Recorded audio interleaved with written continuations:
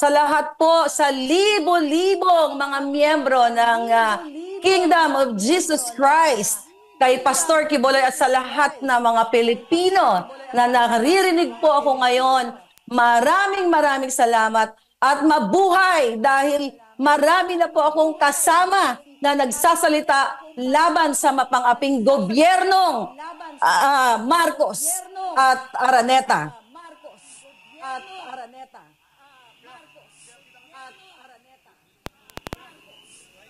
Sige, go ahead, Maharlika. Go ahead. Okay. So, tuloy-tuloy na po natin.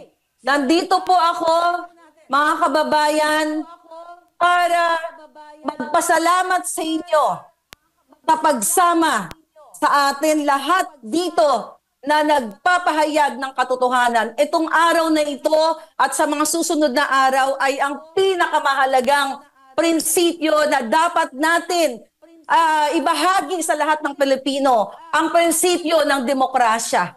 Dahil po binabawi o sinusupil ng gobyernong mapang-api ang demokrasya na sana ay maghubog sa future ng ating bayang Pilipinas. Ang magiging batayan ng pag-unlad at pagkapantay-pantay, kalayaan, at hustisya sa ating bayan na binabawi po lahat sa atin ito. Sa panggigipit, hindi lang po kay Pastor Quiboloy, kundi isa po ako sa unang ginipit ng gobyernong ito na sinuportahan ko simula noong 2015 hanggang po sila ay manalo. So sumuporta po ako sa gobyernong Marcos Araneta dahil mga kababayan, sa hindi pa nakakaalam, hindi naman po talaga si Marcos Jr. ang nagpapatakbo ng Pilipinas, kundi ang kanyang ahas na asawa na si Liza Araneta Marcos, na siya ang nagdedesisyon kung bakit nagkaletse-letse ang ating gobyerno o ang ating bayang Pilipinas. Ating bayang Pilipinas. Ang ating bayang Pilipinas. Mga kababayan, bayang Pilipinas. Mga kababayan, bayang Pilipinas. Mga kababayan, bayang Pilipinas. Mga kababayan, Pilipinas. Mga kababayan, Nung ako po ay sumuporta sa kanila, mula 26 sa kanila, hanggang sa Junior ay nagsabi na siya ay dinaya nung panahong yon. Nandoon po ako sa kanila. Tinulungan ko po sila ng walang kapalit na anong halaga dahil naniniwala po ako noon na siya ay dinaya at ang kanyang intensyon ay para talaga sa pagbangon ng Pilipinas. Pero after po ng 2022 election, yung kanya pong laban tungkol dyan na siya daw ay nadaya, ay nakalimutan na kasi lingid pala sa kaalaman ng milyon-milyong Pilipino ay nakipagsabwatan ang Marcos at lalo na ang kanyang asawa na si Liza diyan sa Smart Magic. Natakel na po yan ni Atty. Glenn Chong. But anyway, ang gusto ko lang po sabihin sa lahat ng nakikinig ngayon sa buong mundo na huwag po tayong matakot. Alam ko, lahat po tayo ginigipit, lahat ng mga kritiko, lahat ng mga nagpapahayag ng opinyon dahil po tayo ay sukang-suka na sa gobyernong ito na pinangakuan tayong ibangon. Pero ang bumangon po sila lang. Napanood yun naman siguro ang pagbati ng First Lady Ahas sa General Manager ng PCSO na si Mel Robles. Binati po yan noong January 20, noong kanyang kaarawan. Ang sinabi po ng First Lady dyan na milyon-milyon viewers na po. Ngayon yan, ang sinabi ng First Lady sa General Manager niyang operator ng black propaganda na si Mel Robles, sama-sama tayong babangon muli para maging milyonaryo. So, doon po nakita ninyo na hindi natin sila kasama para sa pagbangon ng Pilipinas, kundi sila ay sama-sama para sa pagbangon o pagpayaman nila. At hindi lang po yan. Sa mga nakakapanood po ng aking vlog everyday, ang gobyernong ito ay kasabwat ng mga masasamang elemento katulad na lamang po ng smuggling. Paulit-ulit ko pong sinasabi sa taong bayan at dito ngayon sa harap ninyo, sa libo-libo at milyong taong nakikinig all over the world na si Liza Marcos at si Bongbong Marcos ay kasabwat ng smuggler na si Michael Ma. Bakit ko po sinasabi yan mga kababayan? Dahil mismo ang taong yan ay pinangalanan sa Congress at pinatawag yan para dinggin dahil nasasangkot sa milyon o billion smuggling pero hindi po yan ginigisa sa Kongreso o sa Senado. Sa halip, mga kababayan, siya ay itinalaga pang special envoy to China, lingid sa kaalaman ng lahat ng Pilipino. So akalain nyo mga kababayan na may presidente kayo, may first lady kayo, nakasabwat ang mga smugglers?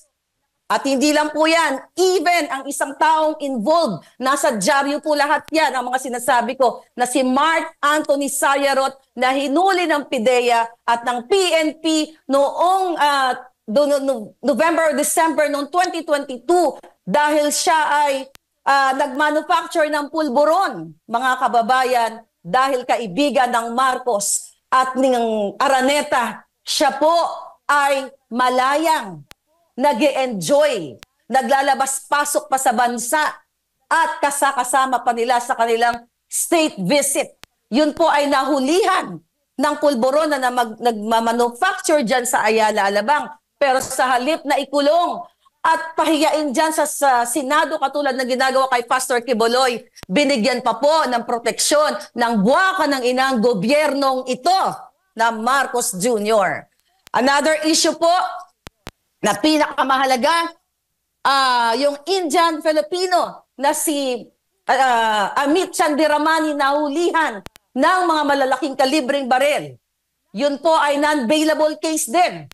Pero sa halip na ipakulong at ipatawag dyan sa Kongreso para imbestigahan, katulad dyan sa ginagawa muli ni Ontiveros kay Pastor Quiboloy, yan po kahit non-bailable ay pinalaya rin ng ating gobyerno. Pinalaya ng mga kasabwat ni Liza dahil inarbor po yan ni Mel Robles na general manager ng PCSO dahil kaibigan niya yung nahulihan ng matataas na kalibre ng barel.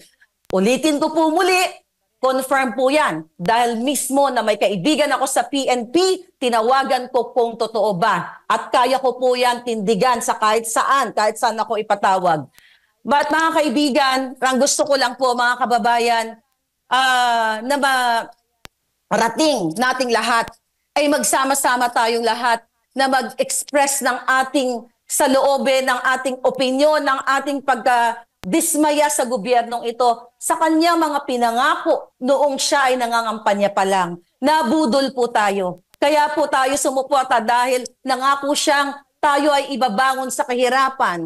Tayo ay bigyan ng mga oportunidad, tulungan ng mga mahihirap para magkaroon ng trabaho. Pero paano naman po kayo magkaroon ng trabaho kung bilyon-bilyon po ang ninanakaw nila sa Kongreso at sa iba't ibang ahensya ng gobyerno, katulad na nga lamang sa smuggling at kung ano-ano pang pagnanakaw sa iba't ibang ahensya, napupunta po sa kanila ang pera.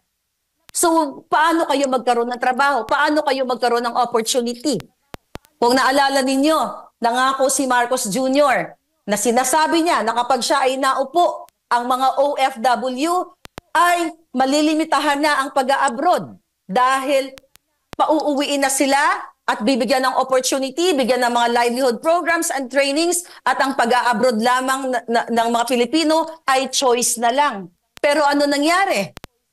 Lalong dumadami ang ating mga OFW, maraming nasasadlak sa kahirapan at gusto nang lumisan sa Pilipinas. So tayo po dito mga kababayan, hindi like ako, simula pa pong Agosto of 2022, ako po ay nagsalita na dahil sa nakita kong pang-aabuso ni Liza Marcos, ni Marcos Jr. sa hindi lang sa taong bayan, kundi sa kanilang mismong mga kaibigan. Katulad na lamang doon sa issue ni Attorney Vic Rodriguez. Pero hindi ko napabahabay dahil alam nyo na yan, mga kapalangga. So dito ako nagsimulang magsalita, mga kababayan, yung hindi pagtupad sa pangako para sa taong bayan At yung smuggling, sibuyas, bigas, asukal, dun po ako lahat naggalit dahil hindi ito yung pinangako sa atin. Ako po ay umuwi ng Pilipinas 2 beses during the campaign. Pera ko po yun, ni piso walang ginastos sa akin ng mga Marcos. Inimbitahan po ako ni Lisa Marcos ng inauguration. Andiyan po ako. Nakita ko po nung May 9 during the counting, napapaligiran na sila ng mga oligarchs. Kaya nga nung nandoon po ako sa loob ng party na yun, nagla-live ako sa aking YouTube channel, nagsalita ako sa mismong live na sabi ko, ano ba ito? Ngayon pa lang, napapaligiran na tayo ng mga oligarchs. So doon pa lang nakaramdam na ako ng hindi maganda na mangyayari sa gobyerno niya. Pero dahil po ako ay diehard at loyal supporter ng mga Marcos, ayoko pa po magsalita noon dahil nakakahiya naman sa mga dilawan. 'Di ba? Baka sabihin nila, o ayan, yan ang napala ninyo. So nag-hold po ako for since June, July, and yung August, medyo hindi pa rin ako nagsasalita. Medyo blind item muna. Hanggang sa dumating na nga po itong January of 2023, talagang inilabas ko na ang nararamdaman ko at hindi lang nararamdaman ko, nakikita kong pang-aabuso sa kaban ng bayan at pang-aabuso sa ating lahat. Kaya naman mga kapalangga, ako po ay nagpapasalamat sa inyo dahil hindi na lang po si Maharlika ang namamaos ngayon, kundi libo-libo at milyon-milyong mga kababayan natin, lalo na po ang KOJC members at si Pastor Quiboloy at lahat ng mga kababayan natin, mga OFW, sama-sama po tayo ang ating boses kasi ito po yung power natin. Wala tayong armas, wala tayong pera. Hindi natin kailangan ng armas. Kailangan lang natin ng boses natin. Dahil kapag tayo ay talagang nagbigkis-bigkis, kahit ano pa pong trilyon na ninakaw nila sa kaban ng bayan, kahit gaano pa kataas na armas ang gagamitin nila o panakot nila sa atin, hindi po sila magwawagi. Magwawagi po ang taong bayan dahil naniniwala ako na meron pa ring demokrasya sa Pilipinas. Kaya dapat dinggin tayo ng walang yang gobyernong ito. Pero hindi tayo dinidinig. Kaya nga tayo nagsama-sama ngayon. Tinatalikuran tayo, binabaliwala tayo. Sa halip, nagbabayad ng mga trolls, nagbabayad ng mga nagpapakalat ng mga black propaganda para sirain ako, sirain si Pastor, sirain tayo lahat ng mga kritiko. Kaya naniniwala po ako, malapit na ang ating panalo. Kaya huwag po kayong mapagod, katulad ko, hindi rin ako napapagod, huwag po tayong sumuko dahil nasa mga kamay po natin ang tagumpay. Maraming salamat po sa inyo lahat. Maraming salamat kay Maharlika. Palakpakan natin si Maharlika. Salamat kay Maharlika. Palakpakan natin.